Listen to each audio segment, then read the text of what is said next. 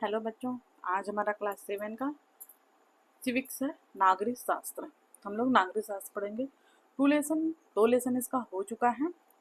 Question answer भी हम लोगों ने पढ़ लिया है। आज हम तीसरा लेसन पढ़ेंगे। लेसन का नाम है कार्यपालिका कानून लागू करना। कार्यपालिका कानून लागू करना सरकार का वह अंग जो नियमों कानूनों को लागू करता है, कार्यपालिका कहलाता है। कार्यपालिका विधायिका द्वारा पारित नीतियों और कानूनों को लागू करने के लिए उत्तरदायी होती है। क्योंकि भारत संघ राज्य है, भारत जो है एक संघ राज्य है, इसीलिए संविधान में केंद्र और राज्य दोनों स्तरों पर कार्यपालिका की व्यवस्था है। अब है भारत का राष्ट्रपति। संघ की कार्यपालिका का प्रधान राष्ट्रपति होता है। वह भारत का प्रथम नागरिक होता है। वह भारत की तीनों सेनाओं का सर्वोच्च सेनापति होता है। समस्त कार्यपालिका शक्तियां राष्ट्रपति को प्राप्त हैं, परंतु वास्तविक शक्तियां प्रधानमंत्री एवं उसकी मंत्री परिषद में निहित होती है। अब है राष्ट्रपति का चुनाव। राष्ट्रपति का चुनाव कैसे करते हैं? राष्ट्रपति का चुनाव एक निर्वाचक मंडल के द्वारा किया जाता है, जिसमें सम्मिलित होते हैं सदन के दोनों सदनों के निर्वाचित सदस्य राज्यों की विधानसभाओं द्वारा तथा दिल्ली एवं पुदुचेरी संघ राज्य क्षेत्र की विधान सभाओं के निर्वाचित सदस्य। अब है राष्ट्रपति का कार्यालय। राष्ट्रपति का कार्यालय 5 वर्ष का होता है, लेकिन राष्ट्रपति की मृत्यु होने या त्याग पत्र देने पर पद रिक्त हो सकता है। वह अपना त्याग पत्र उपराष्ट्रपति को देता है। इसके अतिरिक्त यदि राष्ट्रपति विधानसभा के प्रावधानों का उल्लंघन करे तो उसे संसद द्वारा महाभियोग की प्रक्रिया से हटाया जा सकता है। उसे हटाने का प्रस्ताव संसद के किसी भी सदन में रखा जा सकता है। राष्ट्रपति पद के लिए योग्यताएं। राष्ट्रपति बनने के लिए क्या क्या योग्यताएं होनी चाहिए?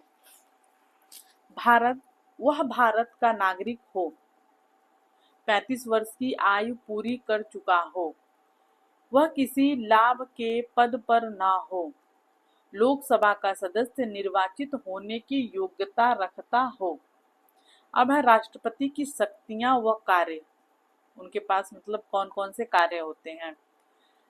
भारत सरकार के समस्त शासन संबंधी कार्य राष्ट्रपति के नाम से किए जाते हैं। राष्ट्रपति की शक्तियां निम्नवत हैं। नियुक्ति संबंधी शक्तियां। राष्ट्रपति प्रधानमंत्री को नियुक्त करता है। प्रधानमंत्री की सलाह पर अन्य मंत्रियों की नियुक्ति करता है तथा उनके विभागों का बंटवारा करता है। राष्ट्रपति राज्यपालों, उच्चतम व उच्च न्यायालयों के न्यायाधीशों की नियुक्ति करता है। निर्वाचन आयोग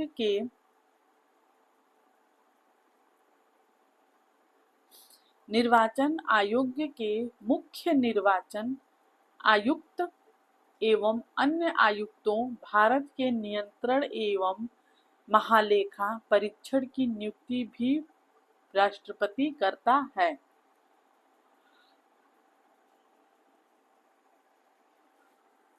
अब है कानून बनाने में भूमिका। संसद का अंग होने के कारण कानून बनाने की प्रक्रिया में राष्ट्रपति की भूमिका प्रमुख है। संसद के दोनों सदनों द्वारा पारित कोई विधेयक राष्ट्रपति के हस्ताक्षर के बिना कानून नहीं बना सकता। यदि संसद के दोनों सदनों में विधेयक पारित हो भी जाए, फिर भी राष्ट्रपति एक बार हस्ताक्षर करने से मना कर सकता है।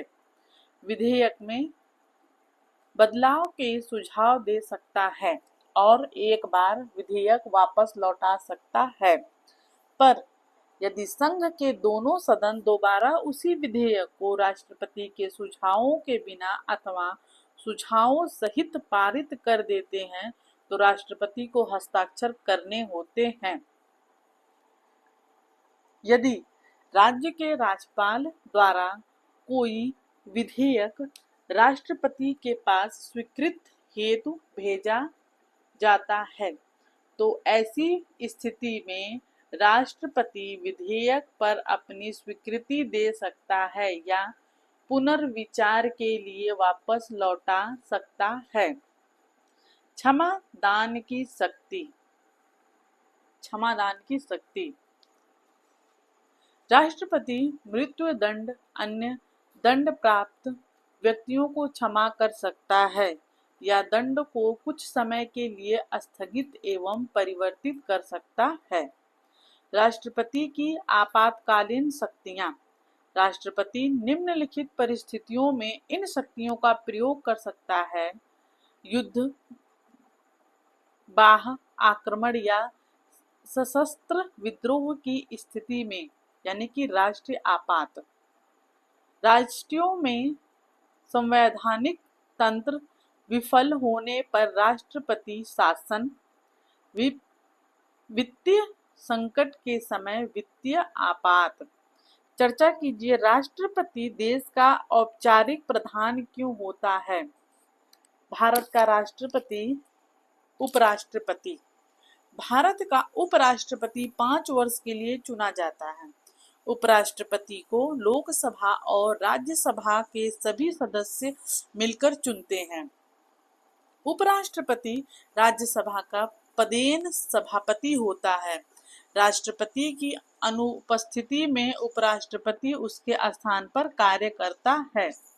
अगर राष्ट्रपति नहीं है सदन में, उनके जगह पर उपराष्ट्रपति काम कर सकते हैं। उपराष्ट्रपति के पद के लिए योग्यताएं।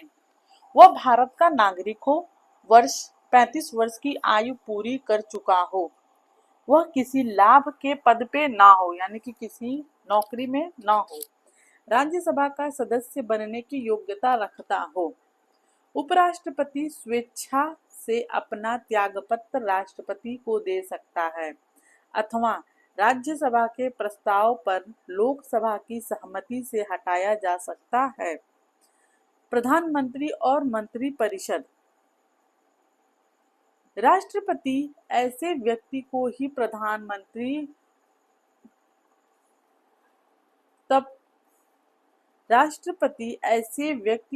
प्रधानमंत्री तपौम डपदपेचम तद्र चुनाव है जिसे लोकसभा में बहुमत प्राप्त हो।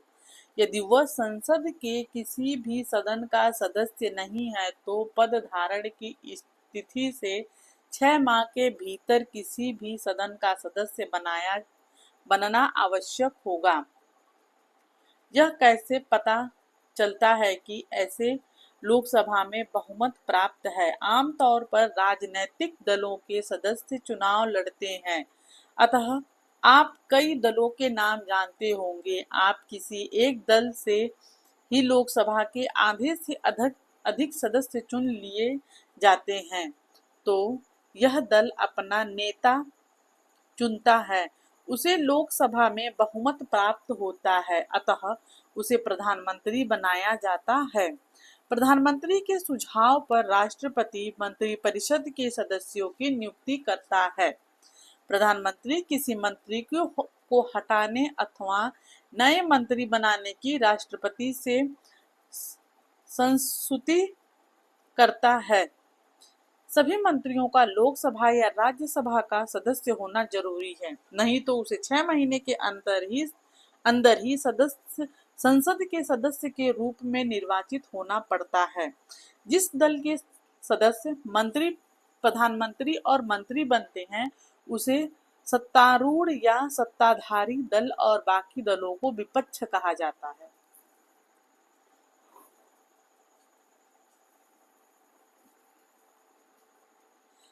प्रधानमंत्री और मंत्रिपरिषद क्या काम करते हैं?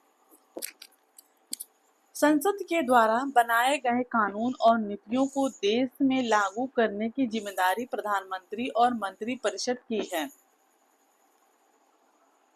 इसके लिए मंत्रिपरिषद के कई मंत्रालय और विभाग हैं, जैसे रेल मंत्रालय, रक्षा मंत्रालय, विदेश मंत्रालय आदि। मंत्रालय और विभागों में कई हजार लोग काम करते हैं। ये अधिकारी व कर्मचारी पूरे भारत में फैले हुए हैं। इन कामों के लिए कई हजार करोड़ रुपए खर्च होते हैं।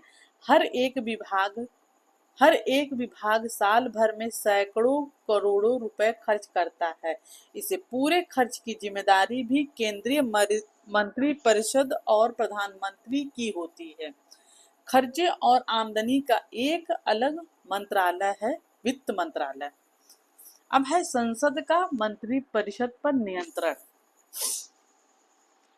मंत्रिपरिषद के कार्यों पर संसद नियंत्रण करती है। यदि मंत्रिपरिषद और प्रधानमंत्री ठीक से काम न करें तो उन्हें लोकसभा द्वारा हटाया जा सकता है। इन्हें हटाने के लिए लोकसभा में अविश्वास प्रस्ताव पेश किया जा सकता है। यदि यह प्रस्ताव बहुमत से पारित हो जाता है तो प्रधानमंत्री सहित मंत्रिपरिषद को इस्तीफा देना पड़ता है।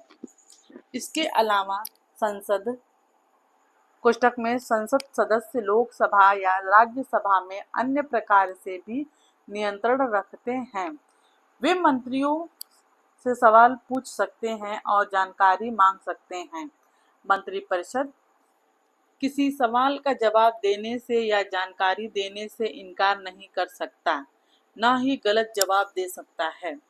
वे किसी विषय पर मंत्रिपरिषद का ध्यान आकर्षित कर सकते हैं। वे बजट पर टिप्पणी कर सकते हैं और उसमें संशोधन का सुझाव दे सकते हैं। इस प्रकार मंत्रिपरिषद के कार्यों पर संसद नियंत्रण रखती है।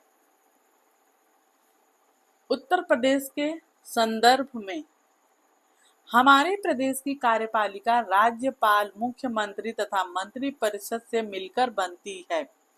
राज्यपाल की नियुक्ति राष्ट्रपति करता है। राष्ट्रपति उसी व्यक्ति को राज्यपाल नियुक्त करता है जो भारत का नागरिक हो और 35 वर्ष की आयु पूरी कर चुका हो।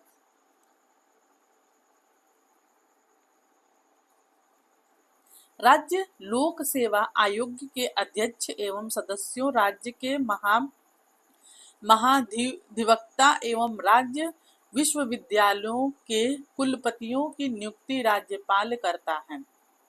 राज्यपाल को उसके कार्यों में सहायता एवं सलाह देने के लिए एक मंत्रिपरिषद होती है, जिसका प्रधान मुख्यमंत्री होता है।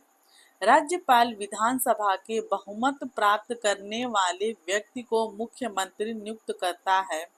मुख्यमंत्री की सलाह पर राज्यपाल मंत्रिपरिषद के सदस्यों की नियुक्ति करता है। मुख्यमंत्री और मंत्रिपरिषद के सदस्य अधिक से अधिक विधानसभा के कार्यालय अर्थात 5 वर्ष तक अपने पद पर रह सकते हैं। अविश्वास का प्रस्ताव पारित हो जाने पर वे 5 वर्ष के पहले भी हट सकते हैं। यह हमारा चैप्टर यहाँ पे समाप्त हुआ। नीचे है क्वेश्चन आंसर। निम्नलिखित प्रश्नों के उत्तर दीजिए। हमारे देश के में कानून किसके द्वारा लागू किया जाता है? ये चैप्टर हमारा यहीं पे खत्म हुआ। क्लास हम यहीं पे बंद करते हैं। अगर वीडियो पसंद है तो चैनल को सब्सक्राइब करिए। तब तक के लिए धन्यवाद।